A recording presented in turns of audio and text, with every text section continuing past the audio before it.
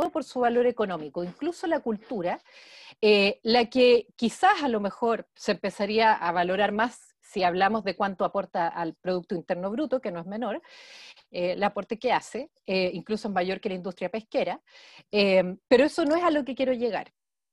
Luego de todos esos cuestionamientos que me hice cuando estaba en este grupo, pensé que estar ahí era una buena señal, un indicador de apertura a una conversación multidisciplinaria para contribuir a que desde distintas áreas aportemos a construir una propuesta de desarrollo integral o a pensar una propuesta de desarrollo integral, donde la generación de conocimientos de todas las áreas sea valorada en soporte al bienestar, entendido de forma amplia. Esta anécdota es relevante por dos cosas, creo yo. Algo que adquiere fuerza desde el estallido y se refuerza en la pandemia es la crítica a la centralidad de la economía.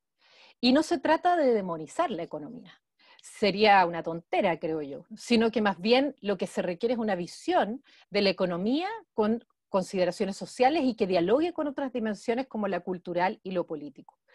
El estallido social puso en evidencia que los seres humanos no podemos comprendernos como sujetos individuales en búsqueda de maximizar beneficios económicos, donde la vida queda prácticamente sujeta a los vaivenes del mercado.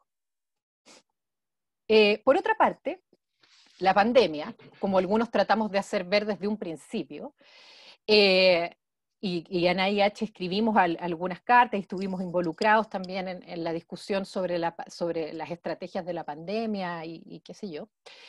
Entonces, nosotros tratamos de ver desde un principio que la pandemia no solo tenía que ver con lo sanitario. No somos solo cuerpos biológicos, sino que somos seres sociales, culturales y políticos. Ya sabemos que podemos tener buenos indicadores económicos sin bienestar social, ¿ya? O que se pueden tomar medidas de cuarentena, pero donde solo un grupo privilegiado de la población, una minoría, podrá cumplirlas en condiciones dignas. Esos dos fenómenos que hemos experimentado desde octubre del año pasado, quiero ver aquí que no se me pierda una cosa, ya. Esos dos fenómenos que hemos experimentado desde octubre del año pasado han relevado tres desafíos para quienes trabajamos en investigación en las distintas áreas del conocimiento. Una, que ya conocemos hace bastante tiempo, es que el conocimiento generado en Chile no es aprovechado en beneficio del país. Y esto se vuelve apremiante cuando vivimos situaciones de crisis como las que hemos estado viviendo en los últimos meses. De esa primera constatación se derivan los otros dos: la falta de valoración del conocimiento generado localmente y, por consiguiente, el problema del financiamiento. Entonces, el primer desafío, ¿ya?, tiene que ver con un problema histórico en América Latina y en Chile, y es nuestra condición de país exportador de materias primas. No solo importamos productos que bien podrían desarrollarse en Chile, desde tecnología hasta vacuna, sino que también conocimientos, teorías y modelos de pensamiento. No protegemos los conocimientos locales. Tampoco nuestra industria de ningún tipo, ni siquiera la cultural. Es cosa de ver la situación por la que ha pasado la cultura durante la pandemia. Entonces, para poder cambiar esta condición dependiente, se requiere comprender, y quienes han estudiado, ¿cierto?, el desarrollo desde una perspectiva histórica, se requiere comprender las condiciones sociales, históricas, culturales y políticas, y no solo las económicas, que han propiciado la adopción de un modelo como este, desde nuestra condición colonial y poscolonial, las formas de conducción política, hasta cuestiones más contemporáneas, como hoy día, por ejemplo, que se ha visto la gran brecha digital que existe, no solo de acceso, sino que también en cuanto a la calidad de las conexiones a las que se puede acceder. Si no hacemos este ejercicio de comprensión, seguiremos repitiendo los mismos errores del pasado. Por eso es que a mí me preocupaba que para pensar el desarrollo hubiese casi puros economistas en esa mesa que les contaba al principio. Por esto, durante el estallido social se volvieron tan relevantes, además, las ciencias sociales, las humanidades y las artes. Sin embargo, fue poco lo que se les convocó a la discusión pública, aunque paradójicamente permitían comprender las raíces del descontento social, inexplicable desde modelos puramente económicos o cuantitativos. Nuestras áreas llevan décadas estudiando las desigualdades, la pobreza, los imaginarios colectivos, los movimientos sociales, las narrativas, etcétera, por lo cual podíamos proveer de modelos interpretativos que permitieran comprender la situación y analizar cómo enfrentarla. Un ejemplo reciente, ¿ya? Tiene que ver con lo que pasó en el Molchino hace poco, no sé si lo vieron en las noticias, donde el criterio de apertura fue económico, sin considerar prácticas sociales o culturales, o sea, la falta de políticas públicas ahí era evidente. Entonces, finalmente lo que está en juego desde el estallido es un modelo de sociedad, es un modelo de sociedad, uno que no nos acomoda y que queremos cambiar. Así, los conocimientos generados en Chile y para Chile, por investigadores e investigadoras chilenas, están siendo desaprovechados. Los más optimistas esperaban, incluso esperábamos, me puedo incluir también, que esto se revirtiera con la instalación del Ministerio de Ciencia, Tecnología, Conocimiento e Innovación, ¿ya? Ahora, sí, lleva poco tiempo y qué sé yo, pero sin embargo, creo que uno de los errores del ministerio es continuar con un discurso que valora el conocimiento por su aporte a la economía. Y creo que esa es una de las razones también por las cuales nuestras áreas no son convocadas a la discusión. Creo que prima un discurso sobre vincular investigación e innovación, lo cual yo pienso que es necesario, pero no es lo único relevante para el bienestar del país. Por ejemplo, es necesario analizar el rol del mundo privado y el necesario cambio cultural que se requiere ahí, porque el mundo privado parece ver que hay un problema cultural fuera de ellos, no se miran a sí mismos. Entonces, la idea ahí de ese cambio que se requiere en el mundo privado es contar con un sector empresarial que aporte a lo público. Podemos generar industrias con alto aporte de investigación local, que duda cabe que eso sería buenísimo, pero tener al mismo tiempo una cultura deplorable, desigualdades sociales y territoriales enormes, una política deslegitimada, con baja participación, etcétera, y con todos los peligros que eso significa para la democracia. Por lo tanto, solo investigación y desarrollo, o sea, perdón, innovación y desarrollo no es suficiente, y que es un poco el foco que ha tenido el Ministerio en sus políticas. Por otra parte, el Ministerio no puede propiciar y profundizar el solucionismo tecnológico imperante. Si no queremos fomentar una valoración utilitarista del conocimiento, se requiere mover el discurso a uno que valore la generación de conocimiento local por su aporte a diversos aspectos de la vida material e inmaterial. Como decía al comienzo, podemos justificar que la cultura es relevante para el desarrollo del país por su aporte al PIB. En algunas conversaciones que uno tenga con autoridades seguramente va a haber que hacerlo así, ¿ya? Pero eso no puede ser lo único, porque eso sería reducirla a su dimensión económica. Tanto el estallido como la pandemia nos han demostrado que el conocimiento útil no puede justificarse solamente por su valor económico, sino que también por su valor cultural para las comunidades, por su valor social para comprender las desigualdades y generar propuestas para enfrentarlas, y también para poder entregar herramientas para interpretar y comprender los cambios que estamos viviendo. Solo contando con estas herramientas podremos definir colectivamente hacia dónde queremos dirigirnos. Y aquí me dirijo al segundo punto. Para generar colectivamente un camino hacia el tan ansiado cambio de modelo, y en este sentido la nueva constitución marcaría una hoja de ruta, ¿cierto?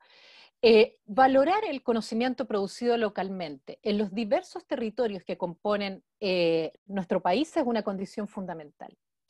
Esa valoración debe apuntar en primer lugar a que el acceso al conocimiento es un derecho. El artículo 27 de la Declaración de los Derechos Humanos expresa que toda persona tiene derecho a tomar parte libremente en la vida cultural, la vida cultural de la comunidad, a gozar de las artes y a participar en el progreso científico y en los beneficios que de él resulten.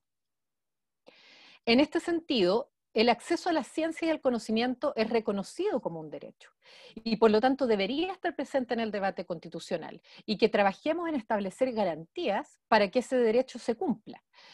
Una forma de garantizar ese derecho puede ser a través de políticas de acceso abierto que de hecho el Ministerio de Ciencias, Tecnología, Conocimiento e Innovación, está impulsando en este momento, hizo una encuesta, igual es importante creo revisar también el documento.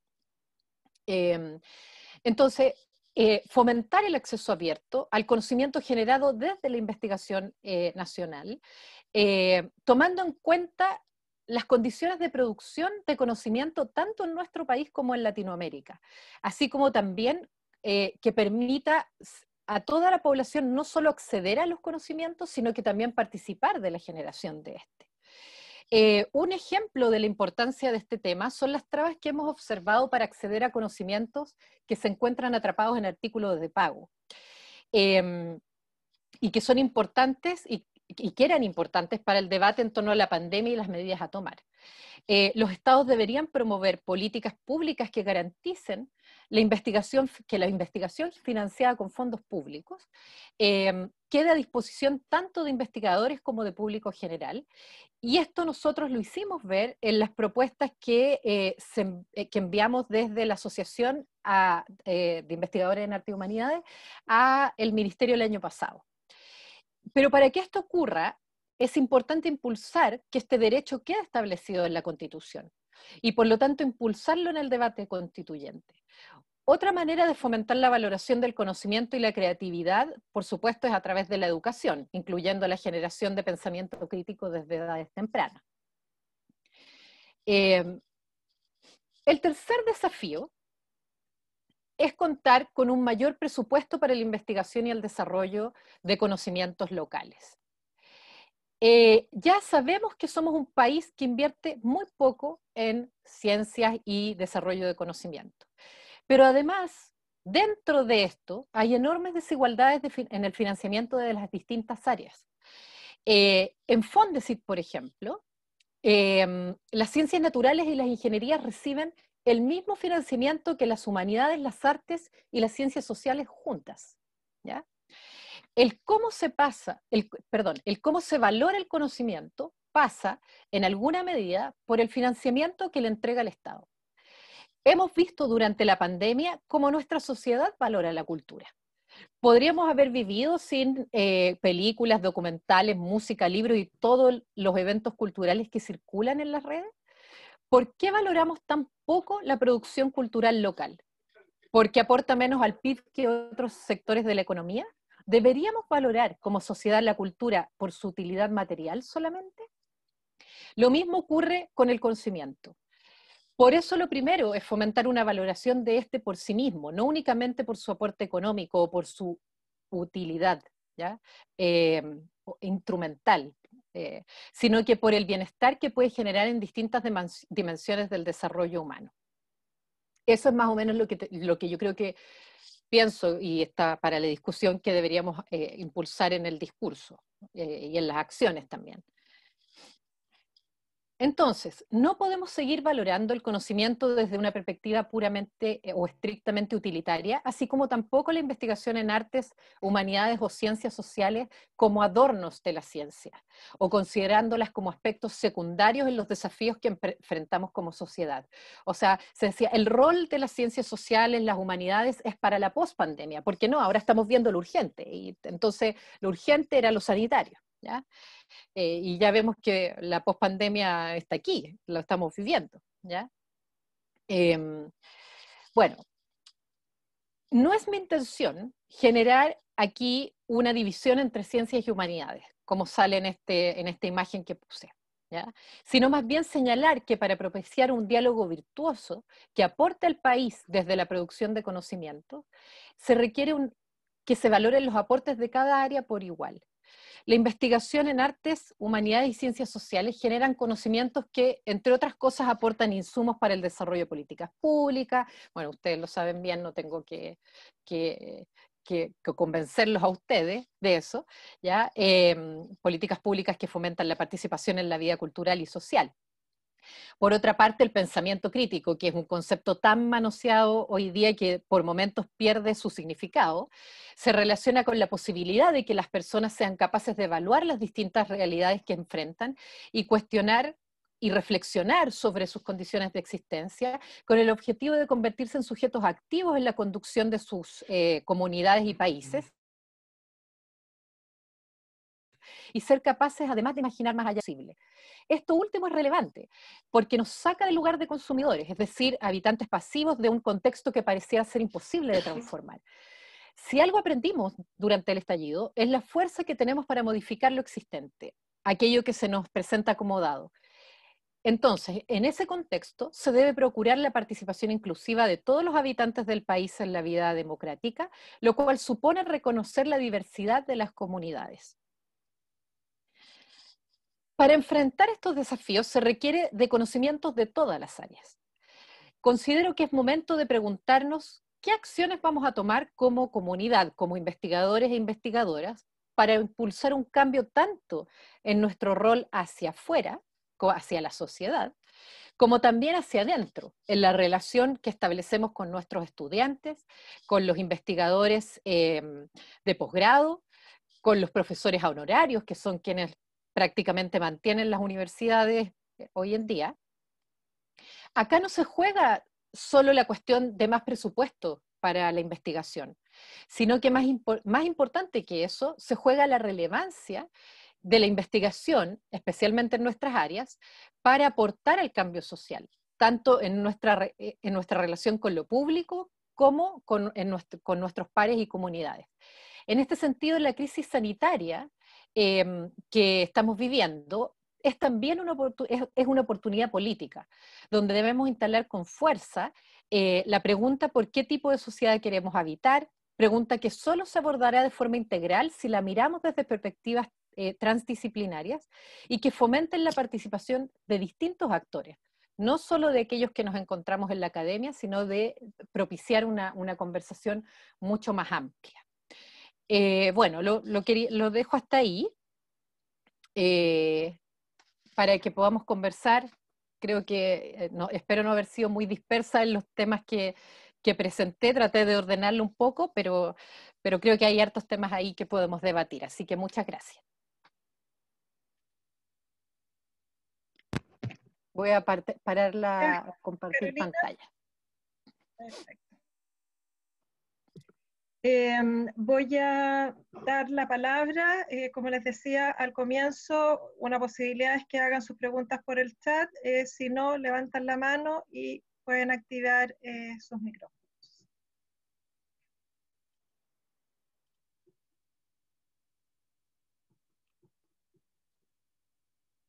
¿Alguien quiere empezar? Carla. No te escucho, Carla, estás con el micrófono apagado. Ahí, Matías pone cara de atención.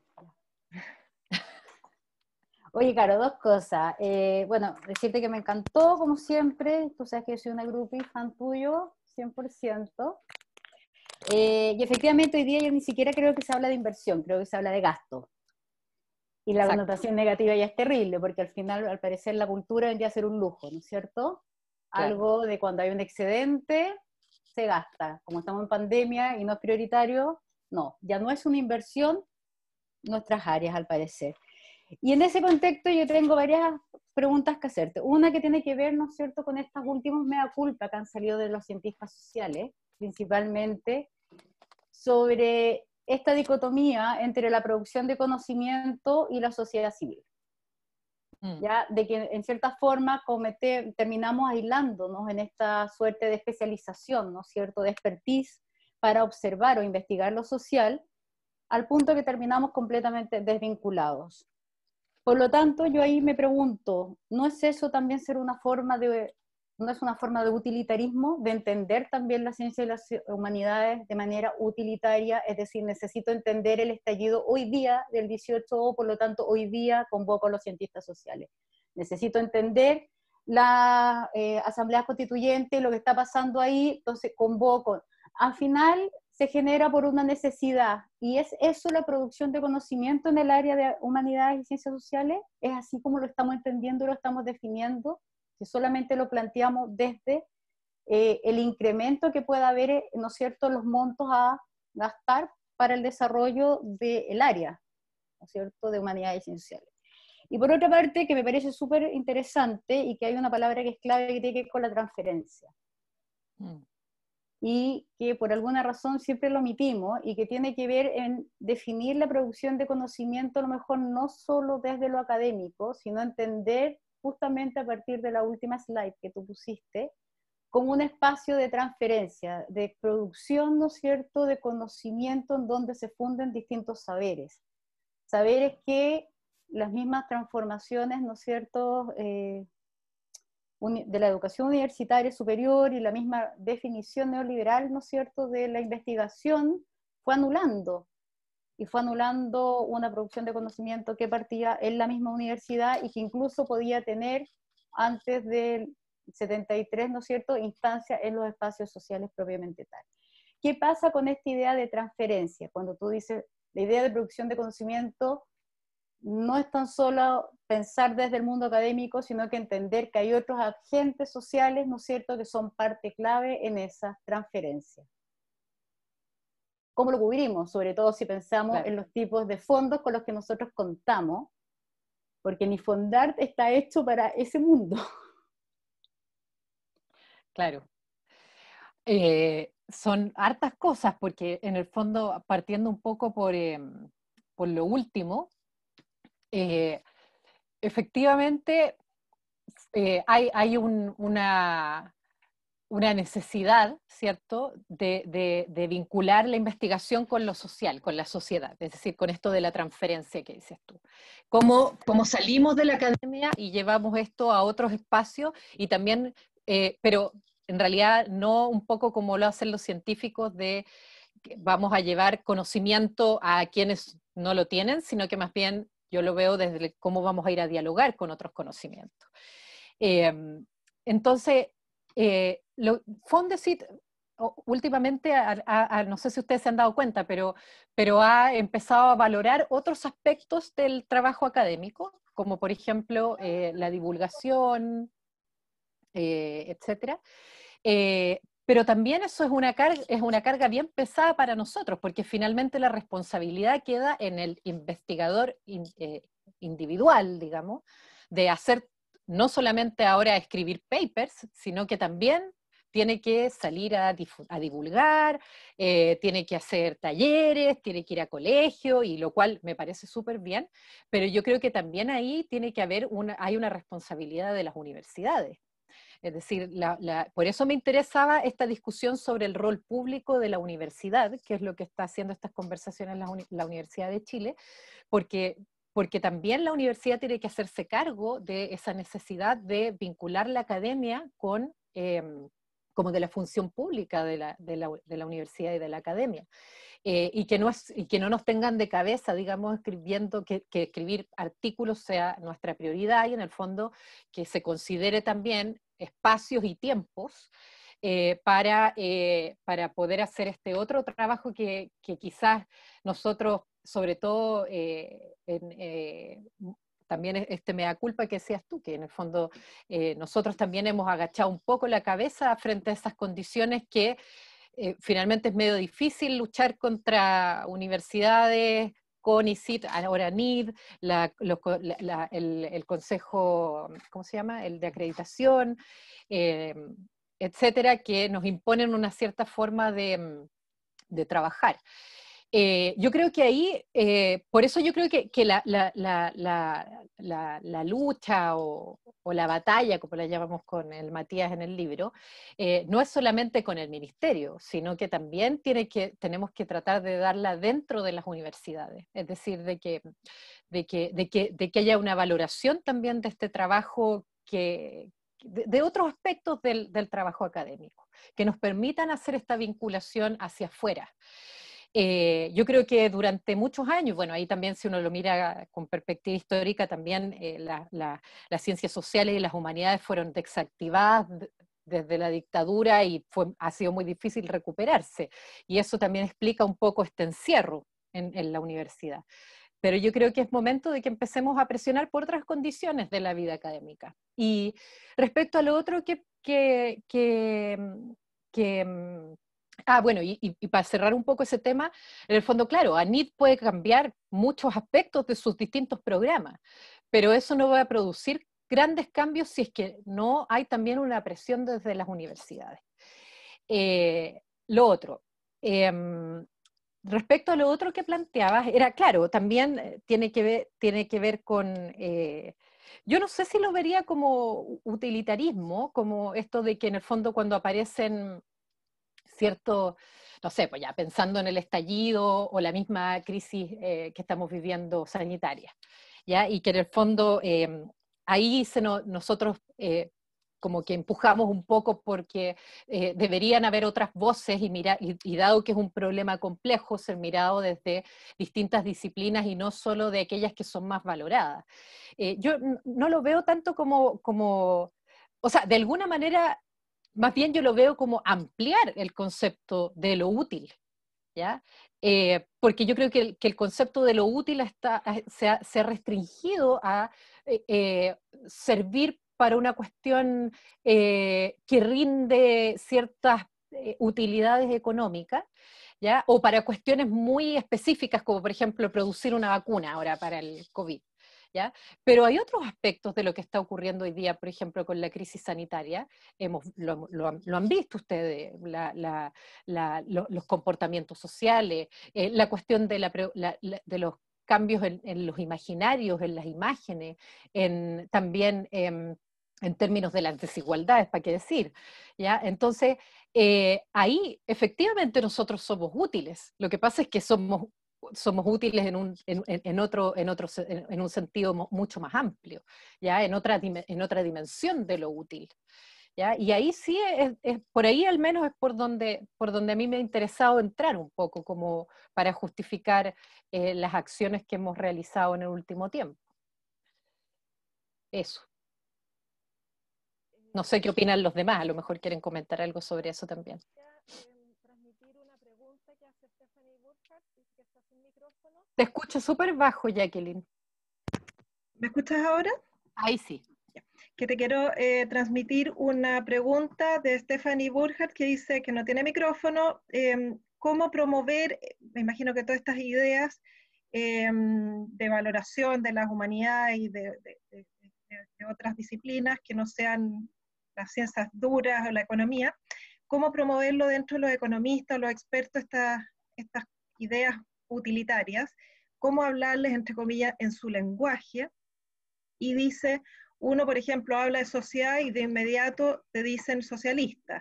Y quiero colgarme de esta pregunta de Stephanie con respecto a quizás también nosotros tenemos que hacer una autorrevisión en que todos quienes nos transitamos en el mundo de la academia y las humanidades específicamente, ¿en qué estaremos fallando? Porque probablemente tampoco le podemos echar la culpa siempre a que el otro tiene una mirada súper utilitarista. A lo mejor también, no estoy diciendo que no sea así, a lo mejor hay algo que nosotros no estamos logrando hacer, quizás nos encerramos en las academias.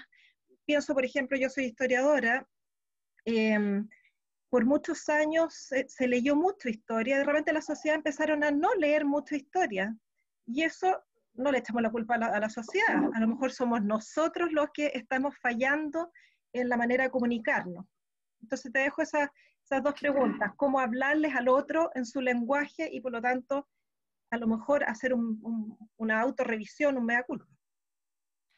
O sea, yo creo que la cuestión del mea culpa es importante, porque efectivamente nosotros no podemos echarle la culpa a que, bueno, es que toman más en cuenta la ciencia, y ¿por qué han tomado más en cuenta la ciencia? Bueno, también preguntémonos también nosotros por qué han tomado más en cuenta la ciencia. Ahora, efectivamente, un análisis que nosotros hemos hecho de AIH y que lo hemos conversado harto con Matías, es en el fondo que por eso es importante también mirarlo desde una perspectiva histórica, porque en el fondo nuestras áreas perdieron espacios de manera súper importante, y eso es algo que ha costado mucho recuperar. Entonces, se instala un modelo en el cual nuestras áreas prácticamente fueron desactivadas y ha sido muy difícil relegitimarlas, porque además no están prácticamente no están presentes en la educación, ¿ya? Y de hecho la manera en cómo se las educa también es un problema. Es decir, por ejemplo, la literatura que se enseña en los colegios también es desde un punto de vista utilitario, entonces los niños ven que no les sirve, porque les enseñan a pensar a valorar ciertas áreas por sobre otras. Entonces, efectivamente, bueno, es que ahí la pregunta es buena la que hace Stephanie, porque nosotros aprendimos un poco que hay ciertos espacios en los que efectivamente, o sea, si nosotros vamos a hablar de políticas públicas o de inversión en nuestras áreas, aunque yo concuerdo con Carla con que efectivamente el conocimiento y la cultura se sigue viendo como un gasto, ¿ya? Y eso, para que cambie esa mentalidad, yo creo que van a pasar muchos años, hay que seguir empujando nomás. Yo creo que algo se ha instalado, sí, y en ese sentido es que creo que el ministerio es importante, ¿ya? Pero efectivamente hay ciertos espacios en los que uno tiene que ir a hablar en el lenguaje, por eso yo decía, hay espacios en los que yo efectivamente he tenido que ir a decir, bueno, la cultura aporta al PIB de tal, no sé, no me acuerdo cuánto era, un 1,6% del PIB, ¿ya? Y como les decía, es más que la industria pesquera, ¿ya? O sea, igual algo aporta. Y eso podría crecer. O sea, hemos visto durante la pandemia cómo la cultura se ha reinventado. En el ámbito de lo digital que yo estudio, o sea, yo estoy fascinada con las obras de teatro online, interactivas, etcétera, ¿ya? Pero ha sido a pulso, no ha sido porque ha habido una inversión de parte del gobierno, o sea, de hecho no la ha habido. Entonces, pero también por eso yo creo que es importante que no demonizar la economía. Efectivamente hay economistas que es difícil conversar con ellos, pero yo me he encontrado con otros que efectivamente no es que yo tenga que hablar en su lenguaje, sí, por ejemplo, en este grupo tuve que trabajar un poco como para instalar una visión del desarrollo integral, con lo cual también habían otros que estaban de acuerdo conmigo.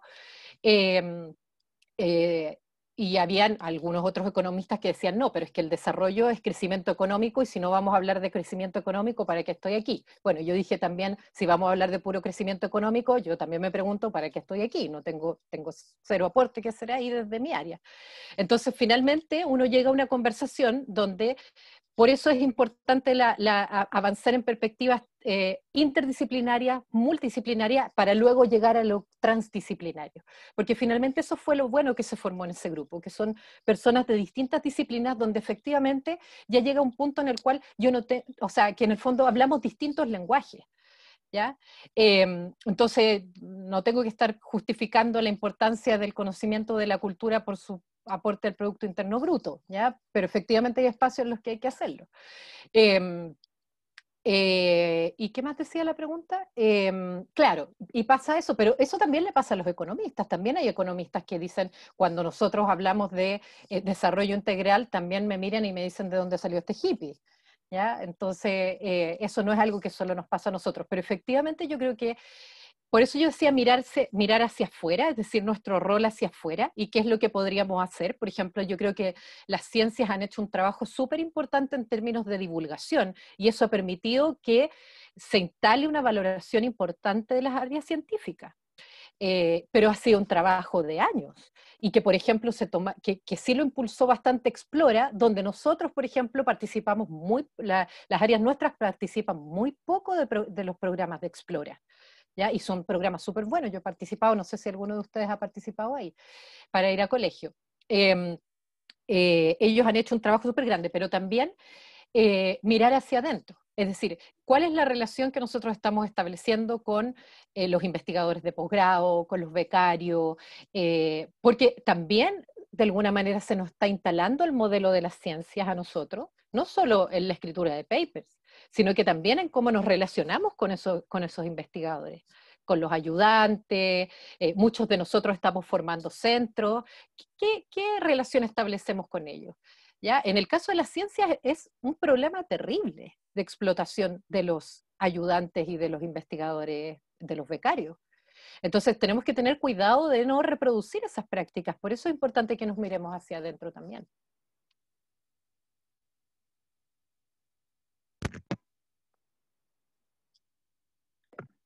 Hay otra pregunta, Paula. Yo quería hacer una pregunta, Carolina. Muchas gracias por la exposición, estuvo muy interesante. Y en realidad quería preguntarte cómo se ha dado esta discusión en otros lugares, fuera de Chile, por ejemplo, porque esta situación como un poco de tensión en torno a la utilidad de las humanidades, sabemos que no es solo propia de Chile, sino que en general han estado como sufriendo un poco recorte en distintas partes. No sé, casos de repente en las universidades, historiadores súper importantes en Inglaterra que estudian América Latina se van y no renuevan en el fondo esa plaza, sino que queda finalmente como uno menos y pareciera ser que, bueno, ya se jubiló, entonces menos gasto para la universidad. Entonces no sé si tú tienes como alguna referencia respecto a esta discusión en otras partes. Bueno, tú, como bien dices, efectivamente es un problema global de las humanidades, porque yo lo vi en Estados Unidos, cuando había un problema financiero, los primeros departamentos que se cortaban. De hecho, ahora durante la pandemia también he conocido casos de amigas mías que están en Estados Unidos que fusionaron departamentos, desaparecieron otros en el área de humanidades. O sea, igual se viene una crisis, yo creo, bien grande que por lo menos, no sé cómo estará la Finis, pero la Diego Portales ya venía en una crisis y no sé qué es lo que irá a pasar ahí, pero ya he escuchado a otros colegas donde están recortando financiamiento en universidades, sobre todo como en regiones. Pero a nivel mundial o en otros países, al menos lo que nosotros estuvimos investigando, sobre todo para la cuestión de mirar formas de evaluación de nuestras áreas, en otros lugares. Por ejemplo, en Colombia se hizo un trabajo bien importante para introducir nuevas formas o formas diversas de evaluación de las distintas áreas, ¿ya? Y que eso permite, ¿cierto?, considerar las especificidades de estas áreas. Ahora, yo no sé qué significó eso en temas de financiamiento, porque el problema en general de la producción de conocimiento es ese, pero el de nuestras áreas es mucho mayor el problema porque somos siempre las que, como decía Carla, se ve como un gasto. Entonces ahí es, efectivamente, por eso yo decía que el discurso es distinto cuando nosotros hablamos dentro de la academia, porque en el fondo yo a ustedes no los tengo que convencer de la importancia de nuestras áreas, sino que en el fondo es como cómo salimos hacia afuera nosotros a convencer de la importancia de nuestras áreas. Y ahí es donde muchas veces efectivamente hay que echar mano a la poca inversión que se hace en nuestras áreas, de el impacto que tienen distintos espacios, ¿ya? Entonces... pero yo creo que efectivamente, como decías tú, Paula, no conozco así casos específicos, sí algunos, como te decía, puntuales, pero yo creo que es un trabajo que tenemos que seguir haciendo porque la verdad es que con todo esto de la pandemia yo no creo que se venga fácil para las áreas nuestras, sobre todo. Entonces, por eso creo que una de las cosas que es importante instalar es, por ejemplo, el debate sobre la generación de conocimiento en el proceso, en la Constitución, es decir, que eso esté como un derecho. Quizás eso puede dar pie a que esté incluido en la discusión sobre el desarrollo, eso puede permitir una mayor valoración, no sé, lo veo como una especie de cadena de acciones que deberíamos empezar a desarrollar. Pero sí, como eso. Gracias, Carolina. Ahora Antoine y después Marcelo. Y Matías también tenía una pregunta. Matías, no lo veo. Ya. Antoine, Marcelo y Matías. Buenas tardes, un gusto estar aquí compartiendo con todos y todas. Mira, Carolina, gracias por la presentación porque la encuentro súper fértil y estimulante y me genera dos comentarios y preguntas. Una de las cosas que me interesa mucho en lo que están haciendo en IH, lo que estamos haciendo en IH, es precisamente el hecho de vincular teoría con acción. Acción casi de lobby, entre comillas, cuando van al ministerio, acción que tienen que ver con también experimentaciones más artísticas, o sea, tantean cosas y encuentro que eso es súper importante porque finalmente varias veces tenemos esa conversación, pero no genera nada más, digamos, o sea, se queda ahora en la virtualidad de Zoom y antes en una sala de seminario, nada más. Y parte de lo que me preocupa hoy día es que siento que hemos perdido una batalla, que es la batalla de los instrumentos. O sea, la construcción del desarrollo, de la planificación del futuro, ha pasado desde la Grecia antigua por instrumentos que pueden ser, ¿cómo se dice?, pironizas, oráculos, y hoy día escenario de anticipación, algoritmos o modelizaciones. Entonces, quisiera saber si conoces de experimentaciones, quizás que vienen más de las humanidades y de las artes, que permiten precisamente disputar esta construcción o esta producción de cierto futuro y que enmarca un proyecto de sociedad y de comunidad. Y en vínculo directo, lo otro sería preguntarte por lo que entiendes por público, cuando te refieres a la universidad pública, a lo público.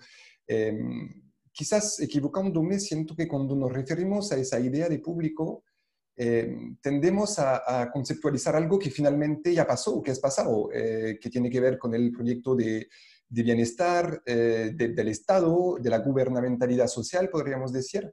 Y hoy día no creo que podamos replicar lo mismo, pero a la vez hay espacio para reapropiarse de esa idea de público. Entonces, ¿cómo tú proyectas, digamos, una universidad pública? ¿De qué se trataría a tu juicio?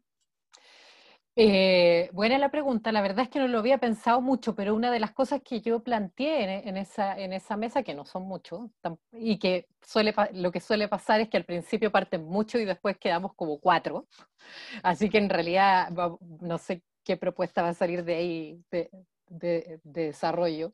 Pero efectivamente lo que yo planteaba era que es necesario entender lo público como no restringido a lo estatal. Hay toda una discusión respecto a que lo público hace mucho tiempo, como dices tú, no está restringido al Estado, sino que más bien lo público está en las redes que se generan a nivel social, en los territorios, no necesariamente en la institucionalidad. Entonces también la idea ahí es mirar lo público desde una visión amplia, pero yo creo que efectivamente, yo no lo había pensado mucho, lo planteé así en la mesa, pero tampoco se discutió. Mi impresión es que desde esta iniciativa de la Universidad de Chile lo que se está haciendo es, claro, mirar lo público restringido al Estado, a la relación con el Estado. Pero al menos en la mesa nosotros tuvimos esta mini discusión respecto a que lo público no estaba solo ahí, sino que tenía que ver con una cuestión más amplia vinculada a, como te decía, a las redes, a los territorios, más allá de la institucionalidad. Y respecto a la otra pregunta, yo creo que efectivamente una de las cosas por las que surge AIH es por esto, como de ir un poco más a la acción y dejar de quejarnos un poco de la terrible situación en la cual estaban las humanidades y las artes y empezar a hacer cosas. Y empezar a hacer alianzas también. Yo creo que eso fue fundamental en el trabajo de AIH. De empezar a hacer alianzas con otros grupos, con otras organizaciones de investigadores, con científicos. Eso también funcionó súper bien. Entonces, pero yo creo que hoy día hay un tema en el cual las humanidades han entrado bien poco, ya pasando un poco a la otra pregunta que habías hecho sobre esta cuestión de la anticipación y de la construcción de instrumentos. Es que yo creo que las humanidades han entrado poco a la discusión sobre los algoritmos, esta discusión sobre el futuro, no sé, yo pienso, porque al menos yo que trabajo en ese ámbito, lo que veía un poco desde las humanidades era, porque yo no me formé en las humanidades, me formé como socióloga, entonces cuando entro era mucha resistencia hacia lo tecnológico. ¿Ya? Lo tecnológico como como puras herramientas de dominación, ¿ya? Y por lo tanto eso era como una especie de freno para entender el fenómeno.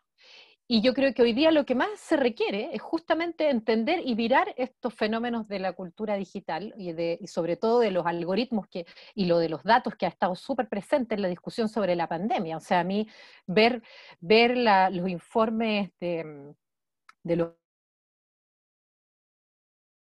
México y todo era una cuestión de puros datos donde muchas veces uno no entendía nada, y yo creo que la mayoría de la gente no se aburría con tanto dato y todo reducido a un dato. ¿Ya? También se impulsó la discusión sobre establecer mecanismos de seguimiento para la cuestión de la trazabilidad a través de como herramientas de vigilancia. Entonces, ¿y dónde estaba la discusión de las humanidades ahí? ¿Ya? Yo al menos la vi muy poco, excepto algunos organismos especializados como, no sé, pues derechos digitales o datos protegidos, ¿ya? Pero yo creo que también ahí donde quizás se está dando esa discusión es desde las humanidades digitales, donde efectivamente se están trabajando y construyendo instrumentos, pero también mi crítica a las humanidades digitales es que efectivamente buscan legitimarse eh, a través de ser una especie de ciencias humanas que utilizan datos, ¿ya? Como la aplicación de lo cuantitativo al análisis de las humanidades, una especie de matematización de las humanidades. Donde de a poco han ido quedando fuera áreas que estudian la tecnología, pero que no necesariamente incorporan herramientas o nuevos instrumentos que trabajan con datos o algoritmos. Y yo creo que esa visión crítica que aportan estas otras áreas también es importante, una crítica de la cultura digital. ¿Ya? No solamente transformar a las humanidades en un área de estudios cuantitativos, sino que la crítica de la cultura digital también es importante. Entonces, yo creo que quizás por ahí es donde uno puede encontrar una vía de creación, como dices tú, Antoine, de algoritmos o anticipación de futuro, pero que también hay que ser cuidadosos como con lo que están instalando las humanidades con un discurso muy científico, encuentro yo. Eso. Gracias. No sé quién ¿Voy yo? venía. ¿O va Matías? Marcelo y Yo levanté la mano primero porque no sabía cómo levantar la mano. Exactamente, por eso lo castigamos. Yo tenía un comentario muy breve, pero después cuando que empezó a decir Carolina, aparecieron algunas otras cosas, pero de todas formas son más comentarios que preguntas en sí, ¿no? Una, partiendo por, acabo de compartir en el chat, tú hablaste de tecnología y la problematización humanista de la tecnología, y justo hoy día leí un artículo sobre el problema de género en Alexa y Siri. Entonces, como hay una cuestión que como que si tú le llamas bitch a Siri y Siri le da una cosa, me puse roja, ¿no? En vez de, porque es una voz femenina, ¿no? Que de hecho, entre comillas, me sigue en Twitter. Y entonces yo creo que hay mucho terreno ahí. Yo conozco mucha gente que hace eso y es muy interesante. Yo con Antoine escribimos un artículo que tiene que ver un poco con una problematización de lo que tú metiste en un gran canasto que es la cultura digital, ¿no? Y también otro ejemplo que me gustaría mencionar es que ayer recibimos una chica que desarrolló con su empresa en Brasil se llama Os Fatos, una especie de ciber brasileño, digamos, pero más de chequeo, de información, y hicieron con un fondo de Google un verificador de noticias en tiempo real para Twitter, para 4 o 5 plataformas, y van a incluir WhatsApp y cosas así, que son puros humanistas que se sumaron con desarrolladores, ¿no? Y finalmente, entonces, la comunicación, yo soy de la comunicación, ¿no? Entonces yo estoy un poco entre medio. Y también ahí, también en mi campo, también mi campo específico, digamos, hay una tensión entre lo meramente cuantitativo, lo que es más data-driven, ¿no? Y lo que es más quali. Sí, yo me considero poliglota en ese aspecto, no experto en ninguno, pero y el comentario que nació mis ganas de hablar era súper sencillo. es que hablando tanto de economistas, ¿no? Quizás a los economistas se les olvida el origen de su profesión, que es justamente cuidar la casa, ¿no? Y como, ¿qué casa no tiene libros, no tiene cultura, no tiene reflexión crítica, ¿no? Entonces, sería bueno, quizá a veces está bien como, el sitio se llama Aus Fatus, Claudio, después te mando el link. Entonces es un problema como perder ese origen, ¿no? Partió con la casa misma, ¿no? Y creo que está bueno ver eso. Y por último, para finalizar mi intervención, queda un poco, el tema de lo público es un tema también que a mí me fascina, ¿no? Y sobre todo cruzando con lo académico y lo dejo como pregunta general, ¿no? Me asusta un poco cuando, a pesar de que yo también trabajo en una universidad privada, ¿no? O sea, la amplificación del sentido de lo público me preocupa que sea a la vez una desoneración del Estado, digamos, que cuando hay ONGs y universidades privadas y todo eso, el Estado ya deja de ser responsable por una serie de cosas que, según mi visión, según algunas personas, quizás debieran seguir siendo su responsabilidad. Entonces, un comentario como en esa, siempre cuando me entusiasmo con la función pública de mi propia universidad, por ejemplo, me enfrento con ese especie de dilema estructural, ¿no? Esos eran mis comentarios. Gracias. Gracias, Marcelo. Respecto a eso, a lo primero que planteabas, el tema de Siri y de Alexa, sí, o sea, hay un tema de investigación, que de hecho yo he leído varias investigaciones respecto a cómo estas inteligencias de cuidado o de búsqueda, etcétera, ¿por qué utilizan voz de mujer? ¿Ya? Ahí hay un problema de género gigante que yo creo que es súper interesante de investigar, pero más allá de eso, o los robots de acompañamiento también, eh, también está esta, ¿cómo se llama? Se me olvidó, la que recibió la ciudadanía ay, bueno, se me olvidó el nombre de esta robot. Bueno, pero en el fondo, pero efectivamente los temas de la cultura digital al menos, pero yo creo que en general, hoy día enfrentamos problemas súper complejos que no pueden ser mirados solamente desde una disciplina. Yo lo he visto en el tema de la tecnología. O sea, cuando, por ejemplo, a mí me pareció una buena señal, pero no sabemos en qué va a terminar finalmente la política de inteligencia artificial que está impulsando el ministerio, en que hicieron unos conversatorios donde invitaron a gente de distintas disciplinas a conversar sobre inteligencia artificial. Eso me parece súper importante y valioso. Pero, y eso fue también abrieron un proceso para enviarles insumos sobre la política, etc. Donde también participé, sobre todo porque me dio sustito saber que en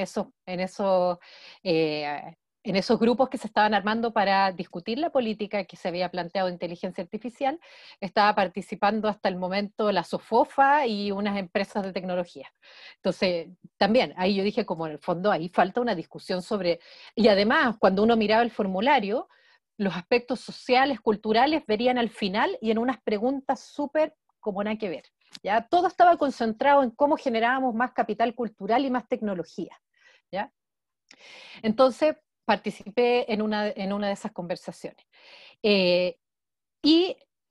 Pero efectivamente cuando uno mira la composición del comité que está discutiendo el comité de inteligencia artificial, de nuevo, son ingenieros, economistas, y me parece que hay un abogado o abogada. Y eso es todo. Y en un momento hubo un filósofo para discutir la parte ética, pero que no sé por qué ahora ya no está. Por lo tanto, toda la política se va a discutir entre ingenieros y economistas.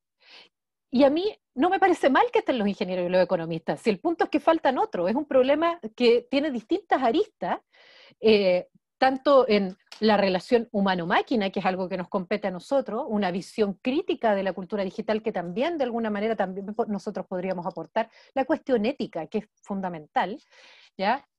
Incluso cuando se piensa el desarrollo de tecnología, pensar el tema de la creatividad. Entonces, por eso yo creo que es tan importante que se impulse esta mirada transdisciplinaria, que me acuerdo que cuando con Matías tratamos de ponerla cuando se discutía la ley del ministerio, nos miraron como, ¿qué es eso? No, ya no hay tiempo, pero en algún momento, pero por ahí se puso y creo que ahora han pescado un poquito más y por ejemplo, apareció este grupo transdisciplinario o interdisciplinario, perdón, en Fondesit, de evaluación. ¿Ya? Lo cual me parece que es un avance.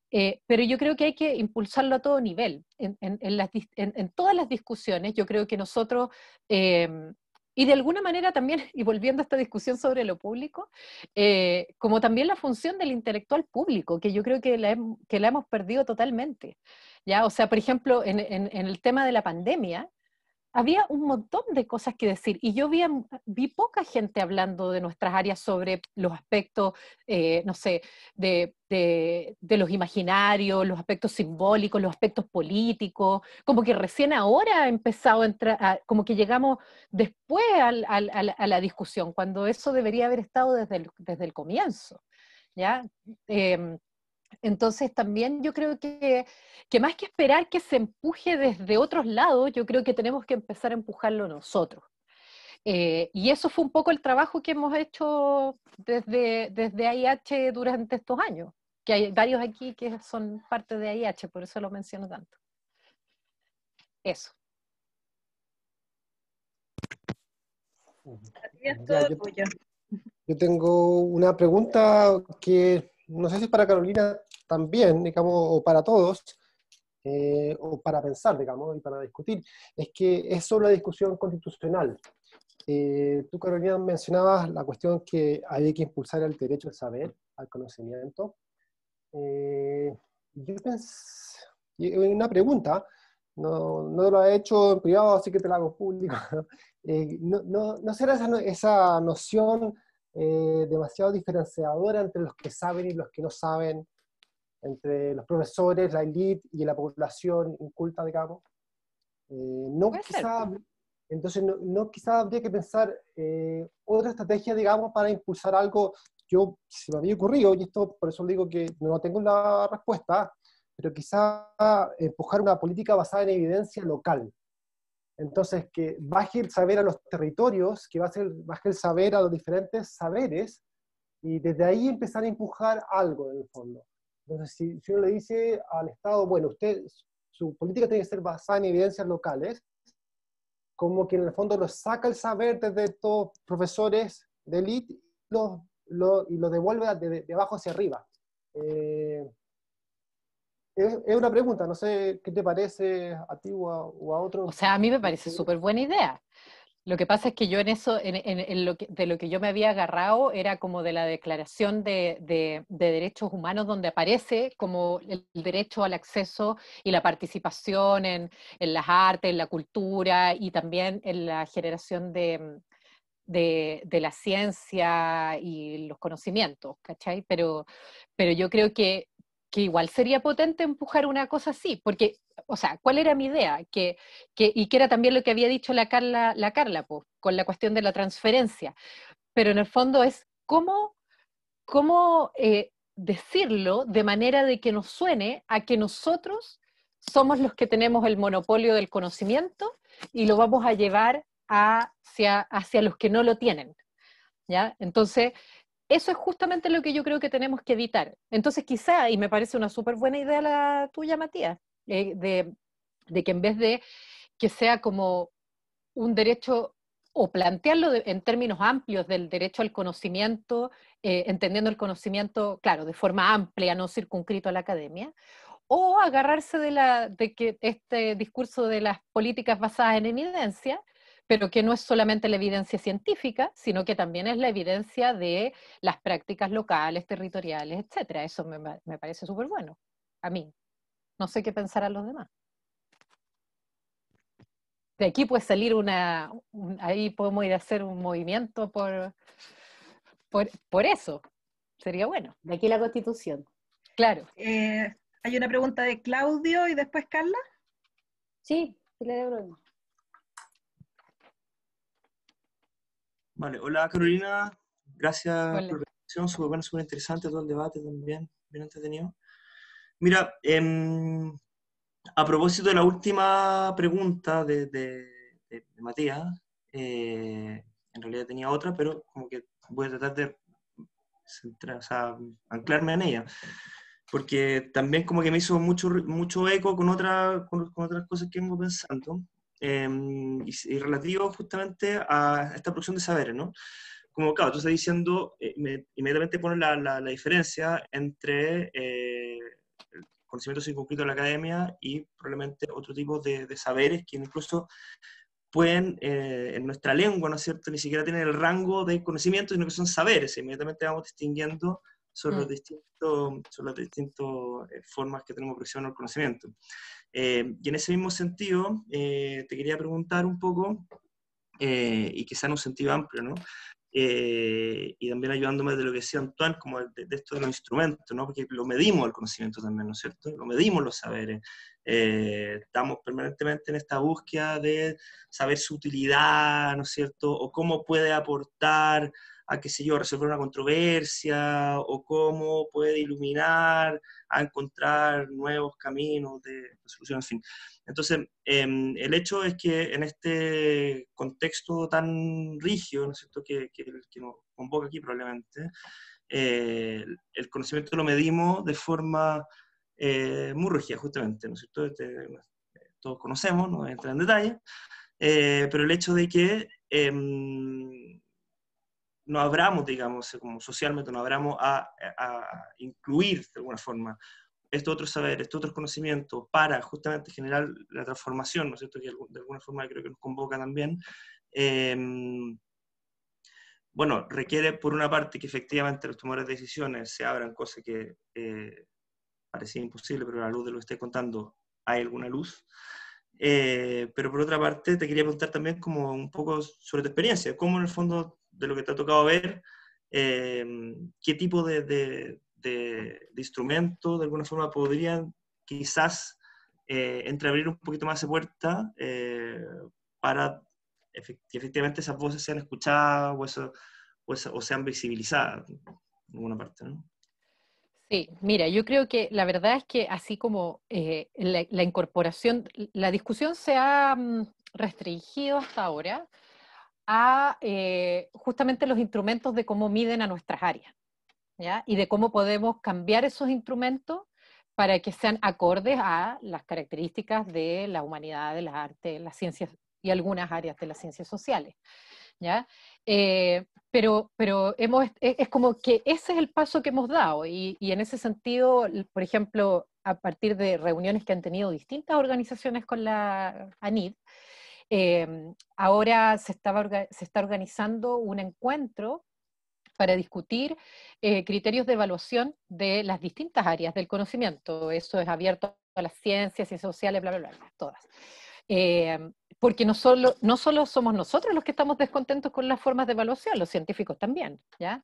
Entonces, están organizando un evento que se supone que iba a ser ahora en septiembre, pero yo creo que no va a ocurrir. Lo están organizando desde el año pasado, lo tenían más o menos listo y vino el estallido, después la pandemia y ahora no sé cómo lo iban a hacer, pero como que ha estado ahí. Yo creo que ese, por ejemplo, es un espacio donde uno podría instalar también la discusión con los colegas, pero entre los colegas y con la institucionalidad vigente, sobre lo que tú planteas, es decir, como de abrirse hacia otros saberes también, es decir, o lo que plantea Matías, como estas evidencias locales, por ejemplo, ¿ya? Que van más allá de la academia, sino que tienen que ver con prácticas instaladas en las comunidades y que ellos tienen sus propios saberes. Yo me acuerdo que también iba a ir, me habían invitado en marzo a ir a dar una charla, justamente sobre esto que decía la Carla ahí en el chat, sobre la cuestión del conocimiento descolonizado, a unas comunidades en el norte, indígenas, porque ¿qué es lo que les pasaba a ellos en esas comunidades? Que llegaban los científicos y les decían, mire, pero los científicos o los empresarios, asociados con las empresas, no, pero es que mire, aquí les traemos nosotros la evidencia. esta es la evidencia científica que les dice a ustedes que esto de cuidar este río que ustedes tienen aquí no sirve de nada, porque la evidencia dice que si intervenimos este río, esto va a generar mejores condiciones de vida para ustedes. Y los conocimientos que tiene esa comunidad no se escuchan. Todos nosotros sabemos eso porque hemos estudiado de colonialismo, poscolonialismo, etcétera, ¿cierto? Pero yo creo que eso es algo, por ejemplo, que desde nuestras áreas se podría instalar. Empezar a instalar esa conversación, empezar a instalar también eso como evidencias que se deberían tomar en el discurso de políticas basadas en evidencia, que no solamente son las evidencias científicas, sino que también son las evidencias entregadas por el conocimiento común de la vida, de la práctica, ¿ya? Pero a eso sí tenemos que estar preparados en que va a generar resistencia, porque sobre todo yo creo resistencia ante los científicos más duros, digamos, creo yo. Pero hay que ver, a veces uno piensa, por ejemplo, lo que hablábamos recién, que los economistas son todos unos cabezas cerradas, y yo al menos no me he encontrado con eso en mis últimos encuentros con economistas, entonces hay que intentarlo, creo yo. Hola, yo tenía una pregunta, pero no sé si venía alguien antes. Tere, y aquí no estamos los Sacha, así que no te vaya a colar, venía yo. Ah, ya. Ya, se toma. Oye, Caro. En un momento me confundí, yo no sabía si estaba en una reunión de los Sacha o de la Fini. No te puedo creer de la Fini, ya. Está la Yaque pone la música. Oye, Caro, mira, tengo dos consultas, porque cuando yo hablaba de transferencia, hablaba desde la perspectiva más antropológica, ¿no es cierto? Esta idea de transferencia donde efectivamente los agentes sociales son parte de la producción de conocimiento, no son solamente los sujetos observados, ¿no es cierto? Exacto. Que además hoy día eso ha sido tema en varias editoriales. No puedo dejar de olvidar, ¿no es cierto?, la buena editorial que sacó, no sé si en El Mostrador o en CIPER, ¿no es cierto?, Claudio Fuentes, sobre esta cosa de que hoy día la misma sociedad civil no te está invitando a los académicos, a los expertos, ¿no es cierto?, a los debates, a las participaciones, a los comentarios, porque también hay una suerte de deslegitimidades que se basa, ¿no es cierto?, en esta desvinculación o en esta forma que hemos tendido a producir conocimiento que es sobre ellos y no con ellos. Exacto. Es ahí el punto. Entonces, paralelamente, ¿qué es lo que hace el Estado? Y por eso es importante, y aquí me sumo a Santos, con que es relevante, o sea, manifestar el lugar que tiene el Estado independiente, que podemos decir que lo público no se limita o no está, ¿no es cierto?, enmarcado por el Estado. Es mucho más complejo que eso. Pero hoy día el Estado lo que está haciendo a partir de instituciones como ANIT, por ejemplo, es generar estos fondos para vinculación al medio, disociando mucho más aún lo que es la producción al conocimiento, porque al final el conocimiento también termina siendo, ¿no es cierto?, en una suerte de extensión o espectacularización del conocimiento para las masas. Claro. Y eso no necesariamente implica incorporar saberes, incorporar a la sociedad, sino que seguimos hablando de un consumo, ¿no es cierto?, pero ahora de lo académico, de las ideas. Claro, José Massa ahí llenando estadios. Ojalá yo llenara estadio, porque ahí te explico, me cambia la vida. O sea, el día que alguno de nosotros ha sido un humanista llenando un estadio. Aunque, ¿cuándo fue uno que vino al GAM, que me acuerdo de haber quedado así pegada en el vidrio y que no pudo entrar? No sé. ¿Quién fue? Pucha, no me acuerdo. Pero era un extranjero. Ay, se me olvidó el nombre. ¿Rancière o no? Rancière, sí. Ya, pegar el vidrio no pude entrar. Pero era Rancière. Rancière, ¿cachai o no? Claro. Ian Carson. Pero mira. Ian Carson en la UDP, claro. Claro, pero ya, sería todo. Ya. Sería todo, claro, pero así como uno nacional. Pero claro, pero yo estoy de acuerdo contigo, con que en el fondo también esto de la vinculación con el medio o la divulgación, ¿ya?, se ha prestado más bien también para ir a llevar el conocimiento a la gente, pero no generar conocimiento con ellos, sino que es como para ellos. Y efectivamente, aunque la ciencia lo ha hecho muy bien en cuanto a generar una mayor valoración del conocimiento científico, yo creo que la estrategia es cerrada en ese sentido. Porque sigue habiendo esta cosa como asistencialista, como también, como dices tú, como de crear estos espectáculos de la ciencia, ya donde efectivamente tú entusiasmas al público que va allá, pero que va más bien como un público consumidor que como a realmente integrar o conversar con ese público respecto a cómo se podrían mejorar ciertas cosas, etcétera. Yo encuentro que igual ha sido, o sea, ha tenido resultados, pero yo creo que quizás nosotros podríamos pensar otra manera de hacerlo, dado que también está todo este conocimiento que tenemos acumulado respecto a las formas de conocimiento colonizado, cómo descolonizarlo, etcétera. Y que esa aproximación, digamos, no la tienen, no es la que han tenido los científicos. Entonces, quizás a lo mejor por ahí, porque yo creo que nosotros, no sé, podemos hacer ferias y cosas, pero no sé, cuando nos invitaban así como, vamos a hagamos una feria de las humanidades. O sea, es como, ¿qué podríamos ir a mostrar ahí nosotros? Tendríamos que transformarnos también como, no sé, habría que verlo, a lo mejor resulta, pero yo creo que quizás esa no es la vía. Me tinca más como un poco la vía que planteabas tú, esto como de quizás yo creo que quizás plantear una discusión más cercana sobre esto que decías tú recién, Claudia, de ser sujetos de conocimiento, no objetos de conocimiento. ¿Cachai? Y eso instalarlo de alguna manera con un lenguaje simple, porque también nosotros tenemos fama de hacer estos coloquios que nos entendemos entre nosotros nomás, y yo creo que eso también es importante, el cómo nosotros nos acercamos, cómo voy a entusiasmar, por ejemplo, a un cabro de 15 años si le estoy hablando prácticamente en chino. O sea, tengo que, de alguna manera, y no es porque sea tonto, sino que más bien porque no tiene el bagaje teórico que nosotros podemos tener, pero nosotros tenemos que ser capaces de no solamente hablarle a nuestros pares, sino de poder entablar una conversación con personas que quizá tienen otros conocimientos que nosotros no tenemos, pero que también les interesa aprender de lo que nosotros sabemos, pero que si les vamos a ir a hablar en difícil, como se dice, obvio, no nos van a invitar más, creo yo, no sé. Y Teresa parece que quería decir algo también. Hola, ¿cómo estás? ¿Alcanzo? Bien, gracias. Jacqueline, Sí. ¿alcanzo? Sí. No, gracias por la presentación y poder discutir estos temas, porque es súper interesante abrir esa mirada justamente. Me recordé sobre lo que estabas hablando antes, voy a retroceder como un poco a los temas. Esto como de incluir a otros. Me recuerdo cuando yo estaba haciendo mi tesis de doctorado, que fue sobre la valoración del patrimonio astronómico, la divulgación y valoración del patrimonio astronómico.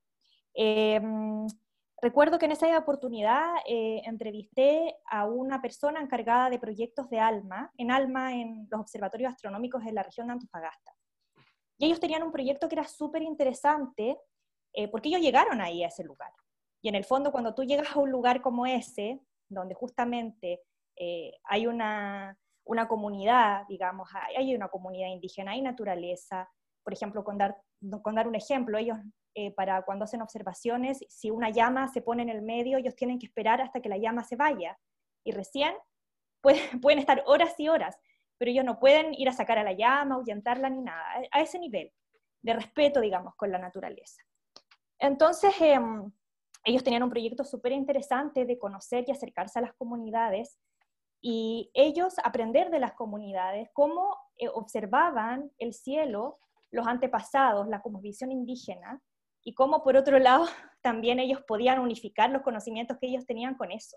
Entonces, yo creo que también parte un poco desde ahí, ¿no? Cómo yo llego a un lugar, digamos, donde ya hay una cultura, y no vengo a imponer algo desde el exterior, ¿no es cierto?, desde esta mirada técnica, sino que también tengo que entender cómo se observa desde, digamos, desde ese lugar. Entonces era bien interesante porque ellos ese proyecto lo trabajaban con los abuelos justamente, hacían que los jóvenes hablaran con sus abuelos sobre cómo se observaba el cielo en ese entonces, y desde ahí generaban un proyecto en conjunto con los conocimientos que ellos ya tenían. Yo creo que esa es como la base principalmente de cómo yo comparto un conocimiento, y también, por otro lado, que un poco se ve en los temas de comunicación de la ciencia con este famoso modelo de déficit, que es como yo llego y enseño conocimientos para que aprendas, y no es así, simplemente es como yo también entrego un conocimiento, pero con una finalidad de lograr también una participación ciudadana ante ciertas situaciones. O sea, en el fondo vengo a aportar con algo, pero es para que tú puedas tener una participación también, considerando Claro las que al brechas final que el existen. objetivo, claro que el objetivo, como dices tú, es el intercambio. Claro, el intercambio, ¿no? Claro, el intercambio no es el que este centro astronómico, no sé, se va a instalar aquí, va a traer un montón de beneficios económicos porque va a generar turismo científico. ¿Ya? Claro. No, o sea, ese me parece un súper buen ejemplo, como quizás como un caso a estudiar de cómo se vinculó el Observatorio ALMA con la comunidad. Yo no lo conocía, no sabía también de eso. Pero yo creo que si es así como tú dices, o sea, me parece un súper buen ejemplo de dar de cómo debería ser el proceso. Sí, eso a mí me parece como muy interesante, como yo no vengo a entregarte conocimiento, sino que también vengo a aprender de ti, que me parece como muy interesante esa mirada, quizás, no sé, un poco apelando a lo que decía Matías también. Sí, sí. Sí, me parece como que finalmente lo que te decía, eso es como, el objetivo es el intercambio ahí, el intercambio de conocimiento. Y yo creo que eso es quizás a lo que deberíamos apuntar. Y también el intercambio de conocimientos con otras áreas, sí, yo creo que eso es fundamental. Porque por eso yo decía que finalmente no se trata aquí de decir como, bueno, vamos a sacar a las ciencias de su lugar y vamos a poner a las humanidades. No, es más bien cómo propiciamos un diálogo entre las distintas disciplinas, donde, por ejemplo, no sé, a mí me pasó con todo lo que pasó en la Araucanía, empezó a aparecer en Twitter, de que, bueno, desde la genética hemos probado que no existen las razas. Y ese conocimiento me parece súper importante y súper valorable, pero ese conocimiento no sirve para explicar el fenómeno de lo que está ocurriendo en la Araucanía. No es porque la genética dijo que no existen razas, las razas no existieron nunca más y nadie pensó en razas, sino que hay que mirarlo con perspectiva histórica, desde las perspectivas coloniales, postcoloniales, etcétera, etcétera. Entonces, ahí es donde efectivamente nosotros también, uno podría generar una conversación entre estos estudios genéticos y los estudios históricos, de los estudios culturales, etcétera, sobre un fenómeno como ese para mirarlo desde distintos lugares. Y yo creo que ahí, es decir, un fenómeno tan complejo como ese no se puede reducir a una sola mirada. Y lo mismo pasa con la inteligencia artificial y con la pandemia, con tantas cosas. Eso. Bien, tenemos un gran desafío, parece, diálogo, y para que exista diálogo parece que tenemos que tener lenguajes o puentes en común, porque si no, no nos vamos a entender, y ese es el desafío quizá de las humanidades. No sé si han visto, la Carla, no sé si le viste, Carolina, te agradecía, dice que el público infantil tiene hambre, se tuvo que retirar, pero te agradecía la presentación. Bueno, quisiera en nombre del CIDOC darles las gracias a todos por participar, por sus preguntas, por estar conectados hoy. Darles las gracias especialmente a ti, Carolina, por la buena disposición, por tu súper buena presentación, interesante para todos. Y los dejo invitados para el seminario CIDOC de septiembre. Les voy a mandar la invitación yo creo que ya la próxima semana, y ojalá nos podamos ver y compartir todas estas cosas, que finalmente estamos todos más o menos en el mismo barco, y es bueno que nos conozcamos y que compartamos estas experiencias a través de nuestro seminario CIDOC. Muchas gracias a todos ustedes. Súper, gracias por la invitación y espero que sigamos conversando más adelante también. Así será. Muchas gracias a todos. Gracias. Chao, que estén bien. Chao. Chao. Gracias. Que estén bien. Chao. Gracias. Chao.